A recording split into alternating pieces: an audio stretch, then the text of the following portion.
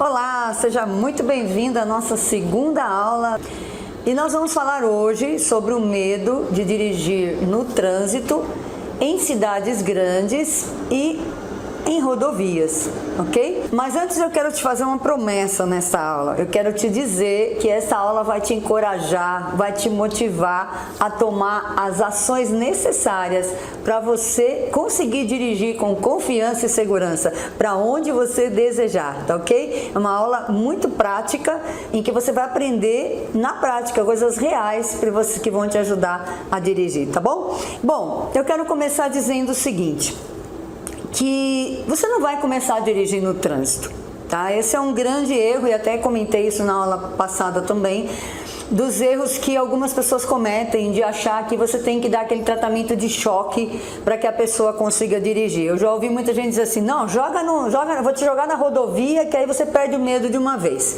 Ao contrário, a pessoa fica mais traumatizada ainda, com mais medo e com mais resistência para querer dirigir. Então, antes de você pensar em dirigir no trânsito, você deve dominar, deve estar totalmente habituada e com domínio do carro fora do trânsito.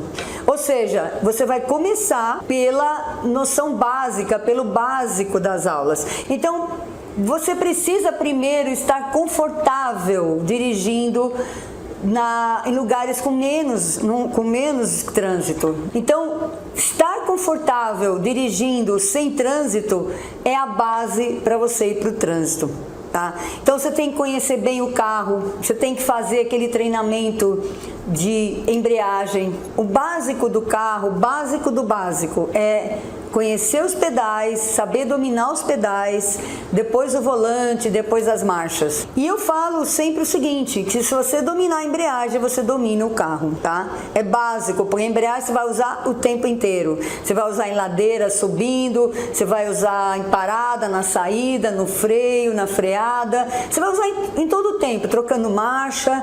O começo é usar a embreagem, aprender a dominar a embreagem.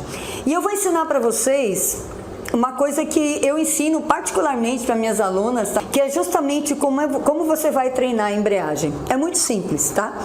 Você vai fazer o seguinte, você vai pedir para alguém colocar o carro na rua, ou se você já dirige, você coloca o carro na rua. De preferência uma rua plana também, é bom que esteja no plano de verdade, que não tenha nenhuma inclinação, porque você não vai usar o freio. Então é preciso que o carro esteja realmente no plano, tá? Que ele não tenha nenhuma caída nem para frente nem para trás. E aí você vai começar você pode usar o poste como referência, um poste, tá? Você vai estar perto da calçada e usar um poste como referência. E você vai andar de um poste até o próximo. Inicialmente você pode fazer isso. Como é que você faz esse treinamento? Vocês vão entrar no carro, ver se o carro está no ponto neutro, se o câmbio está no neutro. Isso é muito importante porque muita gente se assusta quando vai dar partida e o carro está engatado, porque o carro, quando você dá partida e ele está engatado, ele está numa marcha, ele vai querer sair. É isso que ele faz, ele quer andar, porque você está engatado, tem uma marcha, ele vai querer andar. E aí a pessoa se assusta. Então a primeira coisa que você tem que fazer é verificar se o carro está no ponto neutro. Então você vai dar partida, você vai engatar a primeira marcha, vai pisar na embreagem, engatar a primeira marcha, você vai pisar no freio, por quê? Porque vai soltar o freio de mão, você vai soltar o freio de mão. Toda vez que a gente para o carro, desliga, vai sair do carro, vai parar, na verdade vai não só parar, mas sair do carro, a gente geralmente está com o pé no freio e puxa o freio de mão, tá? Você para o carro, tá com o pé no freio, antes de você tirar o pé do freio, você puxa o freio de mão. Então, quando você puxa o freio de mão, você está pisando no freio, você está freando o carro. Quando você vai sair com o carro, o fato de você tá com o pé no freio e puxar o freio de mão, você não tem como saber se o carro realmente está parado ou se ele está inclinado e ele vai descer de alguma forma, ou para frente ou para trás. Então é um cuidado que vocês também que estão começando devem ter, tá? Isso tudo para para não se assustar. Depois, com o tempo, vocês vão tirar de letra todas essas coisas, sabe? Vão tirar de letra. Mas no início, qualquer coisa assusta vocês. Qualquer coisa vocês acham que está errado, que vocês estragaram, que é problema de vocês e blá blá, e aí vocês não conseguem dirigir. Então a gente vai eliminando pelos detalhes, sabe? São detalhes que realmente fazem muita diferença. Eu sei porque eu dou aula há 18 anos, então eu tenho bastante experiência com todo tipo de dificuldade que as pessoas têm, tá bom? Então você pisando no freio, você vai engatar a marcha. Pode engatar a marcha pisando no freio e na embreagem? Pode pisar. Você só não pode engatar a marcha não pisando na embreagem, aí ela não entra, tá? Mas pisar no freio e na embreagem, tudo bem, não tem problema. Aí você vai abaixar o freio de mão e aí você vai soltar devagar o pedal do freio para ver se ele realmente está parado, tá? Você tem que ter certeza que ele está paradinho, ele não pode estar caindo para trás, por exemplo. Para frente até não tem problema dele cair, mas para trás ele não pode cair, porque vai te apavorar, não é? Aí você vai fazer o seguinte, ó, presta muita atenção. Você vai soltar a embreagem devagarzinho, prestando atenção no seu pé e no carro. O carro vai começar a se movimentar, tá bom? Mas vai ser bem devagarinho que ele vai se movimentar. Quanto mais devagar você tirar o pé, melhor. Por quê? Existe uma conexão entre o motor e as rodas. Essa conexão se chama câmbio. É uma peça grande, parece uma lanterna bem grandona, gigante. E ela faz exatamente a ligação do motor com as rodas. Ou seja, ela transfere a força do motor, o movimento que o motor produz para as rodas. É isso que o câmbio faz. E dentro do câmbio estão a caixa de marchas, e dentro do carro só está o câmbio, a alavanca de câmbio, ou seja, a alavanca que troca as marchas, e o pedal da embreagem, porque a embreagem e a caixa de marchas está dentro do câmbio. Quando você pisa na embreagem, você afasta o câmbio do motor. E aí as rodas, o motor está funcionando e as rodas estão livres, tá bom? Você não está engatando as rodas no motor ainda, elas estão livres. Você está com um pé na embreagem, ele está afastado. O pedal, quando você pisa, ela afasta, tá? Conforme você vai soltando a embreagem, o câmbio vai encaixando no motor através da embreagem, que é uma peça que fica lá dentro do câmbio. Então ele vai fazer esta conexão. Só que é uma engrenagem, ela fica girando, tanto o motor quanto a embreagem, eles ficam girando. Então eles têm que encaixar perfeitamente, tá? Já viu uma engrenagem, qualquer uma? Tem que encaixar perfeitamente. Se você solta muito depressa, ao invés de ele encaixar direitinho, ela vai travar. E é por isso que o carro morre, ou por isso que apaga o motor, trava o motor, sei lá qual é a expressão que se usa aí no lugar que você está. Aqui em São Paulo é travar, fazer o carro morrer. Aqui em São Paulo é assim. Eu sei que tem gente que fala em apagar. É a mesma coisa, tá? É fazer parar o motor. Se você solta de uma vez, ao invés de encaixar a embreagem, ele vai travar o motor, vai parar, vai fazer o motor parar. Então você vai soltando devagarzinho e vai sentindo que conforme você vai soltando, você vai sentindo uma pequena vibração no pé. É justamente a vibração que o motor faz, porque o motor fica balançando, ele sobe e desce, ele fica balançando. E esse balanço, essa vibração passa para o pedal da embreagem, você sente isso na hora que está encaixando. E você vai perceber que essa vibração vai começar a aumentar, inclusive, porque quanto mais perto ele está do motor, mais alta a vibração. E você vai chegar num ponto que a gente chama de meia embreagem. Por que será que chama meia embreagem, Olivia? Porque está no meio. Olha que coisa incrível isso, né? Muito lógico, está no meio. Tem embreagens que são mais altas, tem embreagens que são mais baixas, tem embreagens mais curtas e tal, mas é no meio da embreagem que você vai achar isso daí, tá bom? Então, o seu trabalho, o seu exercício é justamente encontrar a meia embreagem. Ou seja, o momento seguinte onde o carro de estar parado começa a andar. Chega no momento que você vai encaixando até o momento que ele anda. Ou seja, encaixou completamente, o motor está transmitindo o movimento para as rodas, ok? Nesse momento, você não vai soltar a embreagem e deixar o carro andar, porque não é essa a intenção. A intenção não é você andar com o carro, você desenvolver o carro. A intenção é você conhecer o pedal da embreagem, ok?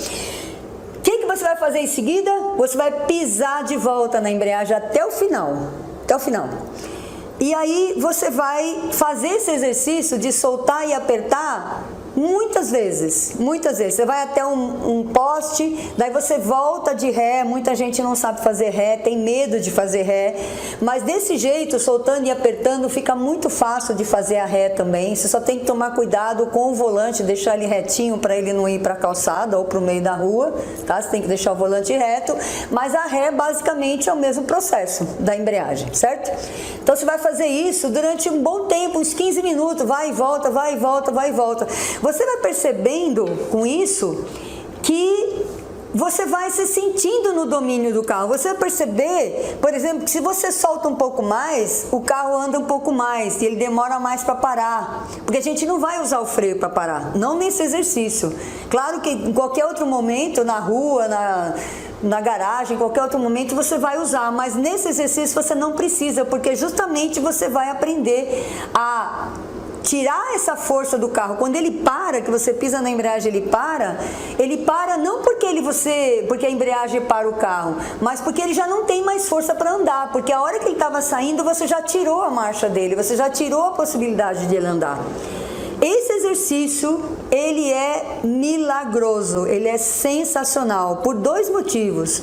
Primeiro, como eu já falei, porque ele vai te fazer sentir no domínio do carro. Você vai andar quanto você quiser, você vai aprender a andar 1 centímetro, vai aprender a andar 10 centímetros, vai aprender a andar 1 metro.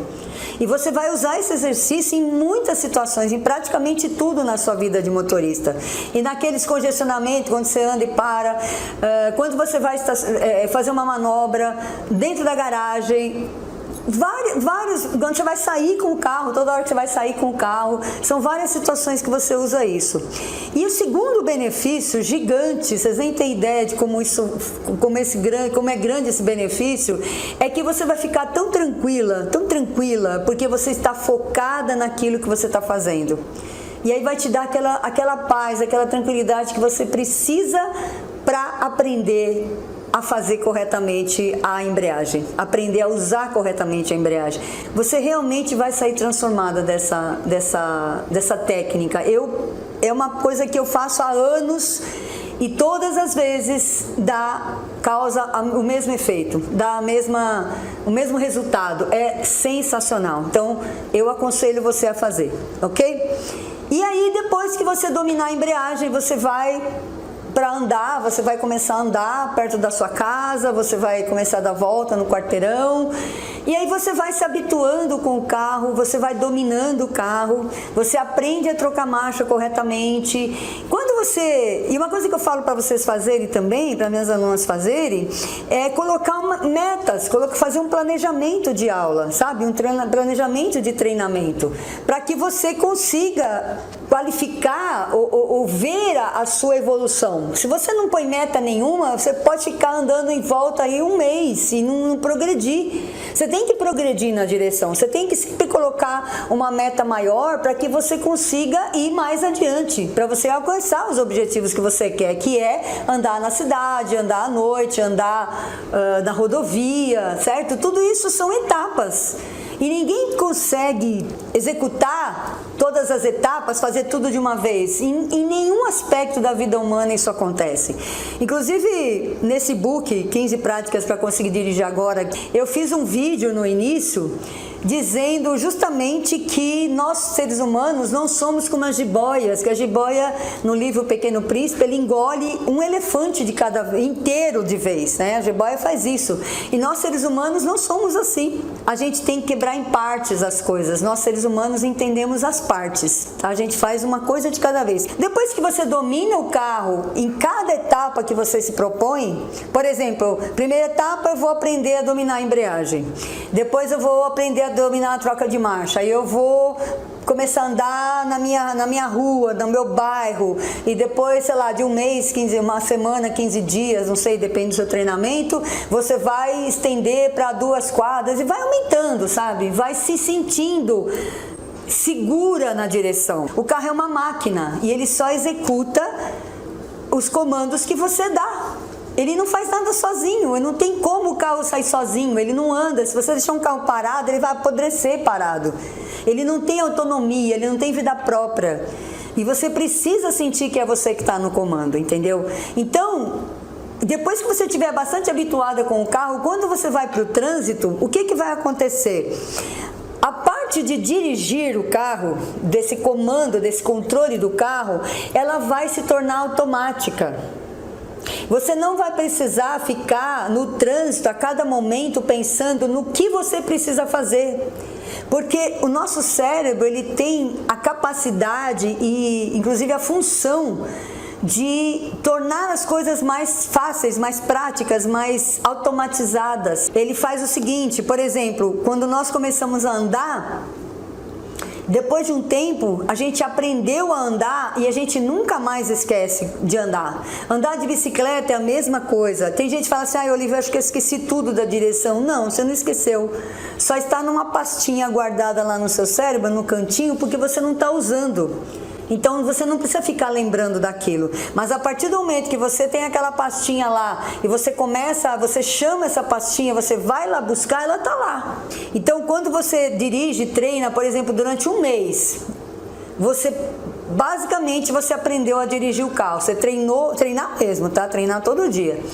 Então, quando você vai para o trânsito, você já não tem mais a preocupação de, eu não sei onde é a marcha, eu não sei quando troca, eu não sei sair, eu não sei parar, eu não sei isso, eu não sei aquilo. Você não sabe os fundamentos, você não consegue dirigir. Mas se você já aprendeu, se você já treinou, você não vai nem pensar nisso mais. O que você vai pensar? Você vai pensar no trânsito. Então, o ato de dirigir se torna automático. Mas o trânsito, você precisa estar presente, você precisa estar focada a cada minuto, a cada segundo, na verdade. Porque no trânsito a gente tem que tomar decisões, atitudes a cada segundo. Não vá pegar também o trânsito mais intenso do mundo pela primeira vez. Vai pro trânsito e faz uma volta num quarteirão num dia. No dia seguinte você faz de novo e depois você vai aumentando e vai entrando no trânsito gradativamente, conforme você vai se sentindo confortável.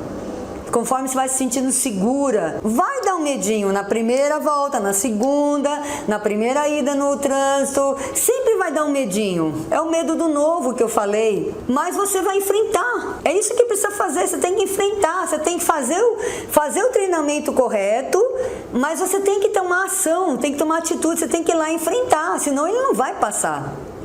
E quanto mais você frequenta, mais você toma essa atitude, mais você treina, mais você enfrenta esse medo, menor ele vai ficando. E daqui a pouco você não sente mais, porque virou hábito dirigir. Você tem o hábito de não dirigir. Você tem que adquirir o hábito de dirigir. Você tem que formar esse comportamento, tem que formar esse hábito. E é só fazendo que a gente forma os hábitos, não tem outro jeito. Sempre tendo em mente que tá com medo, vai com medo mesmo, porque o medo só vai sumir quando você enfrentá-lo, tá bom? Bom, dirigir à noite. Dirigir à noite tem alguns detalhes também. A gente começa a aula noturna, e sempre tem aula noturna, mas começa de dia ainda, com dia claro ainda, tá? Você não vai direto para a noite, porque vai te chocar, vai te assustar. É muito diferente dirigir à noite. Mas se você pega, por exemplo, digamos que anoiteça às 6h30 da tarde, às 18h30. Se você começa a dirigir, começa o treinamento às 18 horas, você vai estar dirigindo meia hora antes de escurecer. E o nosso cérebro maravilhoso vai se adaptando naturalmente, automaticamente, ele vai se adaptando à diminuição de luz. Não é assim que funciona no dia a dia? A gente não fala, anoiteceu, fechou a janela do olho. Não, a gente vai se adaptando, a pupila mesmo, a própria pupila vai se adaptando à mudança de luz. Então, da mesma forma com o carro, você vai sair durante o dia quando ainda está claro, e depois o seu cérebro vai dando comandos para os seus olhos para eles se adaptando à luz. É óbvio que de noite a gente enxerga menos, todo mundo sabe disso, e a gente chama de a visibilidade é menor, mas também tem os faróis, né, que vão te ajudar a enxergar melhor. Então, o que é que eu preciso saber disso? Eu preciso saber onde são os faróis do meu carro. Primeira coisa, não é verdade? Eu quero saber como eles funcionam, como é que é. Ele tem 3 estágios. Para que serve cada estágio? 2, na verdade, 2 estágios. Para que serve cada estágio? Quando é que eu uso? Onde eu ligo? Onde é o botão? Você precisa, antes de ir para a noite, dirigir de noite, você precisa saber onde estão esses comandos do carro, né? Onde é o botão, como funciona. E, em geral, tá? Vou dar uma visão geral da coisa, porque existem as especificidades dentro do carro, os carros são um pouco diferentes uns dos outros.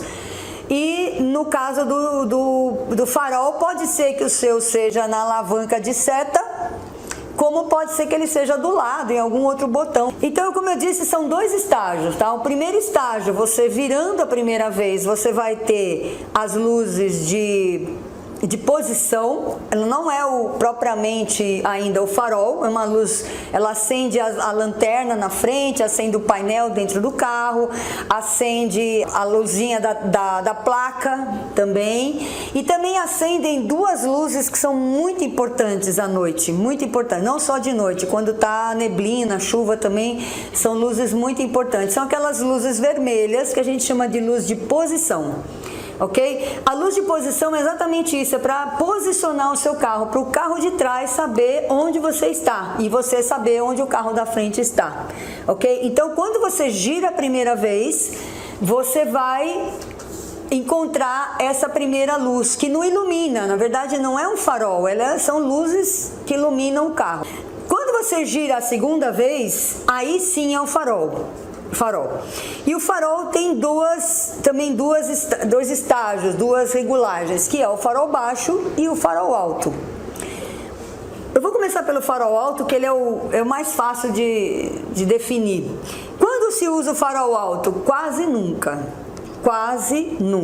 O farol alto, ele incomoda profundamente o motorista de trás, da sua frente, e o que vem no sentido contrário. Então você só pode usar o farol alto quando você estiver sozinha em uma rua, em uma estrada, em um campo, ou seja, você tem certeza que você não está atrás de ninguém e também não vem vindo ninguém no sentido contrário, porque se você estiver numa rodovia com farol alto ligado, a pessoa pode ficar cega por um segundo, 2, o que é suficiente para ter um acidente, porque 1 segundo a 80 por hora é muita coisa. Então, não pode ter se a pessoa, por exemplo, não tiver muita habilidade, se ela for um motorista meio inábil, enfim, não tiver muita experiência, ela pode realmente perder o volante e causar um acidente. Então, o farol alto a gente só usa em circunstâncias muito especiais. E como é que eu sei que está no farol alto? É fácil, é muito fácil. Toda vez que você acionar o farol, você der a segunda virada, que você ligar o farol, você tem que olhar para o seu painel, acostumar também a olhar para o painel, né? As pessoas não se ligam, né, no painel ainda quando começa a dirigir, mas com o passar do tempo, com a prática, você vai olhando o painel e você vai ver uma luz azul acesa, como se fosse uma luzinha mesmo, ele tem uns risquinhos e tal, e é uma luz azul, na verdade é a única azul que aparece no painel, tá?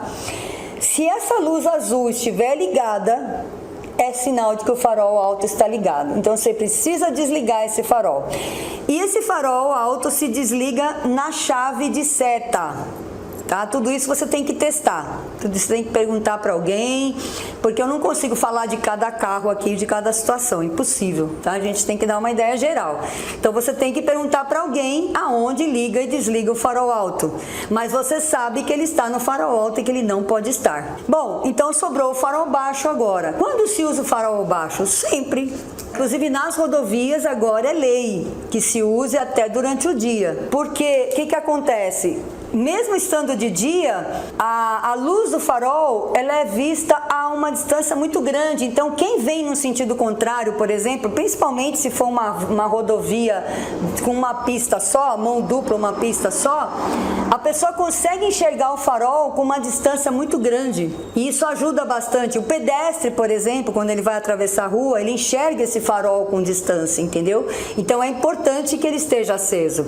E durante a noite, que é justamente quando você vai precisar dessa iluminação. Mesmo que tenha iluminação pública, o farol é necessário para dirigir à noite. Então você veja que é um conhecimento que você tem que ter para dirigir. Você não pode sair à noite sem saber como usar a principal ferramenta que é para dirigir à noite, que é o farol. Agora, para terminar, vamos falar sobre como dirigir em rodovias.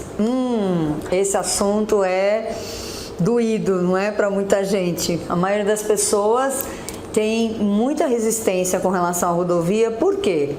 Porque a rodovia remete à velocidade, né? E se você não domina o carro nem devagar, que dirá na velocidade. E com razão você tem esse temor aí. Eu tenho certeza que tem fundamento, tá? Você pode ficar tranquila que você não é esquisita por causa disso, não. Você não é ET por causa disso, não. É uma preocupação real, porque realmente a velocidade, se você não tem controle, ela é um perigo, não é?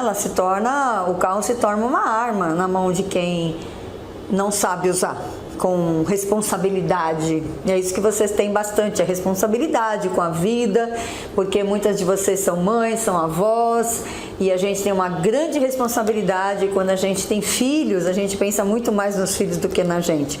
Então, esse temor, esse medo da velocidade, ou seja, de dirigir em rodovias que remete à velocidade, ele é plausível, ele é bastante, a gente entende bastante, né? Ele é bastante inteligível, a gente consegue compreender, tá? Mas como fazer então para vencer esse medo? De novo, voltando na sequência do aprendizado de dirigir no trânsito, tá? Então você já fez todo esse treinamento de dirigir sem trânsito, depois dirigir no trânsito, e aí você pode fazer esse próximo avanço aí, que é para a rodovia. Pode ser a sua próxima etapa, o seu próximo objetivo. Para isso, você vai ter que dominar as próximas marchas, as marchas mais altas, que são marchas de velocidade, a quarta e a quinta. A terceira marcha, que é uma marcha que você vai andar bastante na cidade, ela tem uma certa velocidade, mas para a rodovia é pouco. Para a rodovia é pouco, por quê? Porque a velocidade na rodovia é mais alta, ela é maior, a gente sabe disso. Em média, as rodovias estão entre 80 e 110 na velocidade máxima. Isso é realmente assustador para quem está começando, não é? Eu quero dar algumas técnicas para vocês. Por exemplo, um conhecimento também. A gente tem a velocidade máxima na rodovia, isso em todas as ruas, na verdade. Digamos que a velocidade máxima seja 80. A gente também tem a velocidade mínima, que é a metade da velocidade máxima. Então, andar acima da velocidade máxima é infração de trânsito. Andar abaixo da velocidade mínima também é infração de trânsito. Ou seja, se você está numa rodovia cuja velocidade máxima é 80, você não pode andar a menos de 40. Então, você pode andar a 40? Pode. Claro que vai incomodar as pessoas, não é? Você pode também não saber lidar com isso, com esse incômodo que as pessoas vão te causar, mas pode. Você está dentro da lei se você andar a 40. Mas se você já treinou, já fez todo esse progresso em relação a sair com o carro, a fazer o treinamento de embreagem, depois dirigir no bairro, depois dirigir na cidade, você avançando, o próximo estágio seria a rodovia. Ou seja, você também vai estar desenvolvendo a quarta marcha. Você já foi até a terceira, provavelmente, na cidade, e aí você iria para a quarta marcha, certo? O domínio do carro já tem que estar bem maior. Você já tem que estar muito mais habituada com o carro, mais no automático, não é? Mais essa parte do domínio do carro mais no automático, como eu falei, para você estar mais no controle da velocidade. Agora, eu preciso te dizer que dirigir na rodovia é infinitamente mais fácil do que dirigir na cidade. Infinitamente.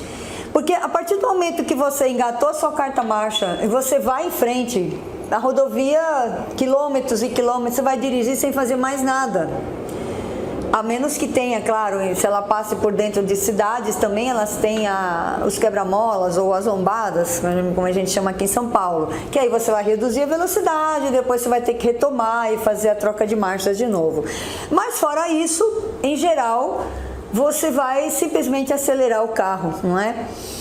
E por isso ele é muito fácil, por isso é muito mais gostoso, mais tranquilo. A maioria das pessoas que gosta de dirigir prefere dirigir na rodovia, até porque a rodovia, elas são rurais, elas são fora da cidade, elas têm uma paisagem muito mais natural, muito mais a natureza, não é? Você vê muitas árvores, muito verde, isso vai te acalmando, né? O ar, aquele ar diferente, aquele ar mais puro vai entrando, então é muito agradável, é muito prazeroso dirigir na rodovia. Então, veja bem,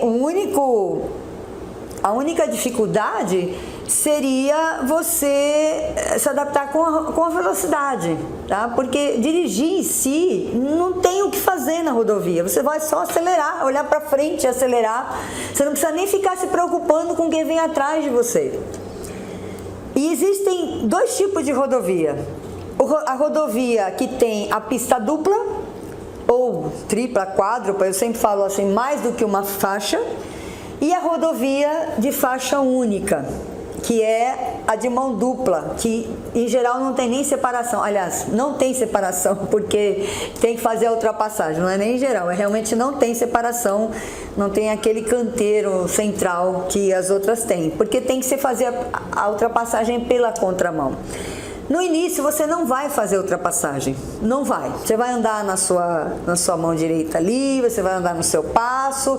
E como eu tinha falado, se você andar até 40, você está dentro da velocidade. Mas se você está em quarta marcha, se você já aprendeu a desenvolver a quarta marcha, você vai andar em torno de 60 km por hora, que está excelente, excelente.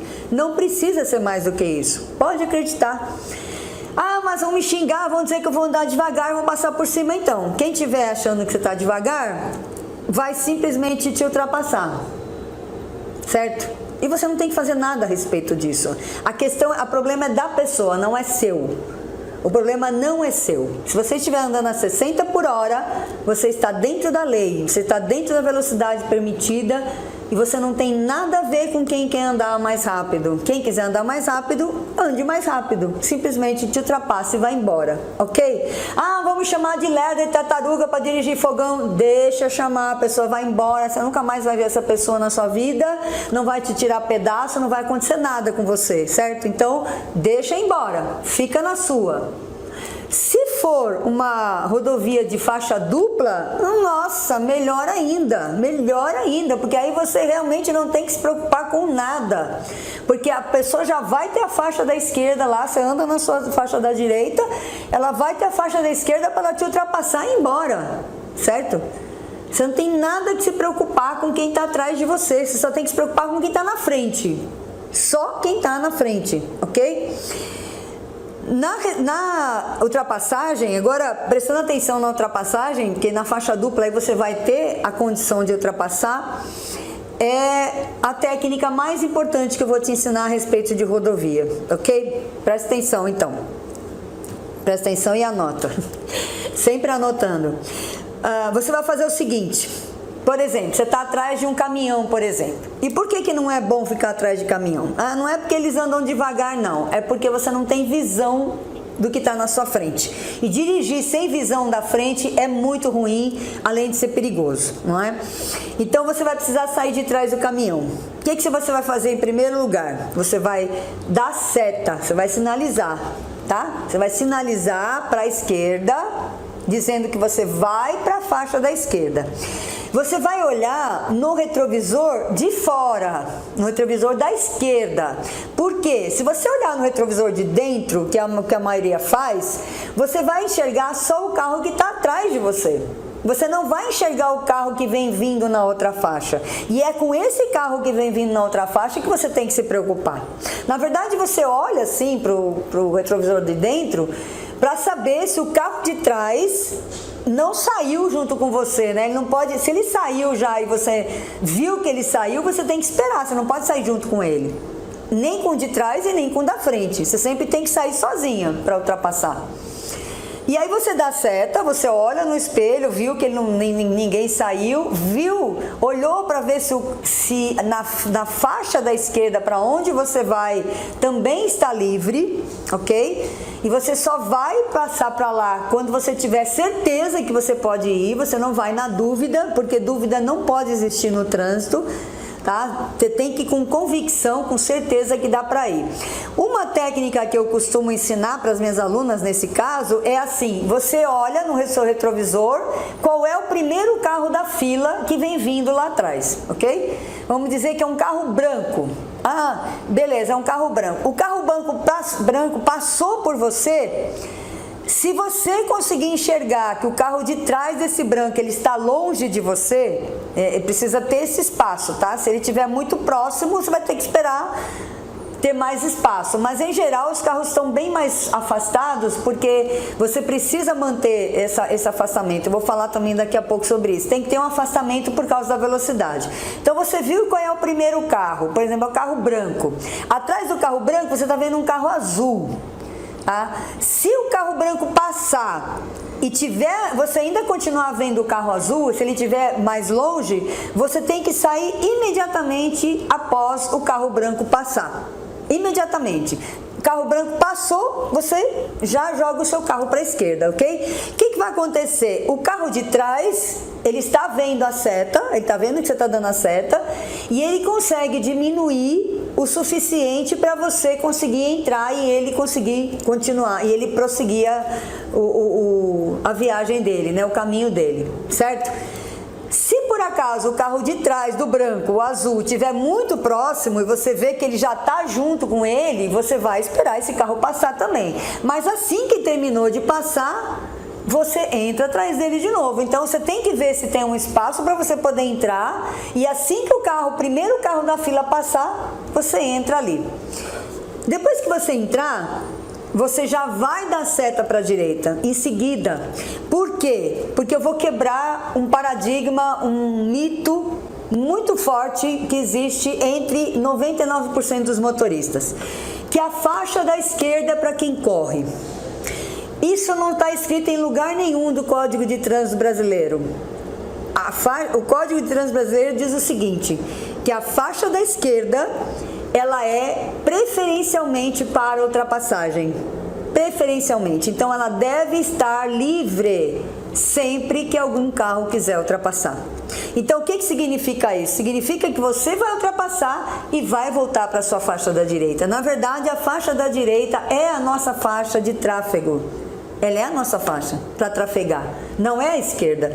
Além de ser preferencialmente para ultrapassagem, ela também é para carros de serviço, por exemplo, bombeiro, polícia, ambulância, carros de serviço, carros da serviço da via também, de repente guincho, qualquer coisa. São carros de serviço. Ok? Então ela deve estar livre sempre que possível, sempre que alguém precise passar por ela. Então o ideal, o correto, mesmo que a pessoa ande na velocidade máxima da rodovia, eu estou a 100 por hora, a rodovia é de 100 por hora, eu estou a 100 por hora, eu vou andar na direita.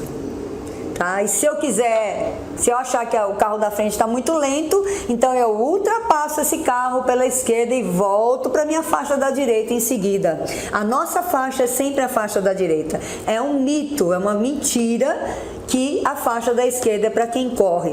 E a faixa da esquerda também, em relação aos veículos, ou seja, Veículos leves e veículos pesados. Aí sim, aí existe a distinção, que as faixas mais à esquerda também são destinadas a veículos leves e as da direita são sempre para os veículos mais pesados, caminhões e ônibus, ok? Aí nesse caso existe, mas mesmo assim continua valendo a regra da preferência de ultrapassagem. Inclusive, só existe uma situação em que a gente pode ultrapassar pela direita.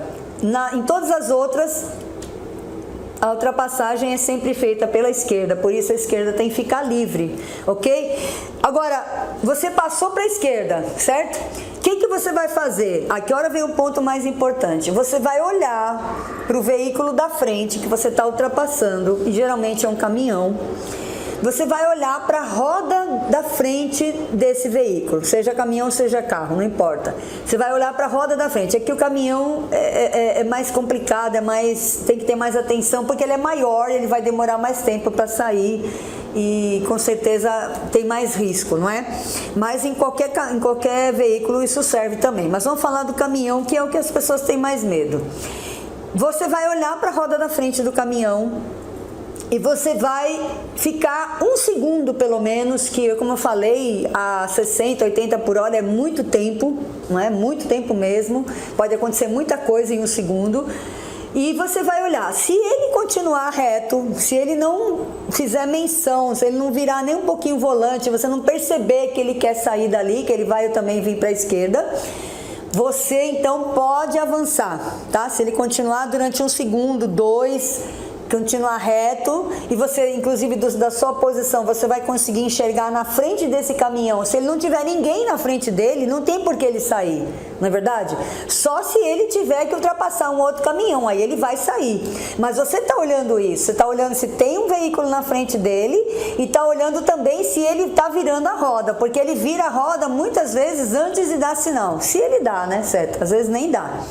Muitas vezes as pessoas acham que dar seta, como eu falei algumas vezes já, dar seta é desnecessário, né? Caiu de moda dar seta, mas não, tá? Isso é uma mentira. A seta é extremamente necessária, ela é a sua comunicação, o sinal, a conversa entre os carros no trânsito. Então ela é essencial. Então, se você está percebendo que não tem ninguém na frente dele, aí é fato que você pode seguir. Ou se tem alguém na frente dele, você espera para ver se ele vai sair. Se ele não sair em 2 segundos no máximo, você pode ultrapassar. Mas você nunca, nem quando você tiver prática, você simplesmente vai sair atrás de um caminhão e vai ultrapassá-lo, sem ter certeza de que ele vai permanecer na faixa dele, porque é suicídio, tá? Porque a hora que ele sair, não tem o que fazer. Ele não te vê, ele está no ponto cego, ele não tem como parar e você também não tem como parar. Então, esse é o perigo. Mas, para todo risco, existe uma técnica. E eu brinco com as minhas alunas, eu falo assim, pergunta para mim se eu tenho medo de caminhão. Pergunta. Aí elas falam, Olivia, você tem medo de caminhão? Eu falo, claro que eu tenho medo de caminhão, não sou doida. Só que o meu medo, na verdade, não é um medo, é uma precaução. Eu sei como lidar com isso, que é o que eu estou ensinando para vocês hoje. Ok? E eu tenho certeza absoluta, eu te dou minha palavra, eu te dou o endereço da minha casa, o meu telefone, que se você fizer isso e der alguma coisa errada, você pode me procurar, porque eu faço isso há anos e ensino também. E nunca aconteceu nenhum acidente, nem comigo e nem com as minhas alunas, tá bom? Isso é precaução, isso é prudência, tá? É não se sentir maior do que todo mundo, melhor do que todo mundo, acima da lei, de qualquer lei, tá ok? Então, precaução, previdência, tomar prudência é o caminho também para você dirigir. Aí ultrapassou, você viu que ele não vai sair, você ultrapassa, volta para a direita depois de um tempo, né? Você tem que ver que passou o carro, você não pode simplesmente entrar também sem perceber, você tem que olhar para o seu retrovisor para ver se o caminhão ficou para trás. E, por exemplo, se tiver um caminhão na frente, você vai ter que passar 2, inclusive, não é? Ou quantos carros tiver, e aí você volta para a sua direita e mantém a sua velocidade, certo? Então, basicamente é isso. Eu acho que eu dei as técnicas principais para você dirigir nessas situações todas. Espero que vocês tenham entendido, espero que vocês tenham realmente aproveitado, tenho, inclusive, internalizado esses conceitos, tá? Porque eles são muito importantes, muda muito a maneira como as pessoas vão para o trânsito, como as pessoas desenvolvem a direção. Como eu já disse várias vezes, muita gente dirige muito tempo insegura, sem saber o que está fazendo, sem ter segurança, sem ter certeza, sem ter prazer, inclusive, de dirigir por causa dessa insegurança. Nenhuma insegurança dá prazer, ao contrário, tem gente que prefere dizer que não gosta de dirigir do que se sente insegura, do que não sabe fazer. Então, se você seguir essas técnicas que eu estou ensinando aqui para vocês, você tem certeza que vocês vão ser muito boas motoristas. Todas essas técnicas que eu ensino, elas fazem parte de um treinamento completo, e tudo isso e muito mais estão dentro do programa de treinamento online Sem Medo de Dirigir.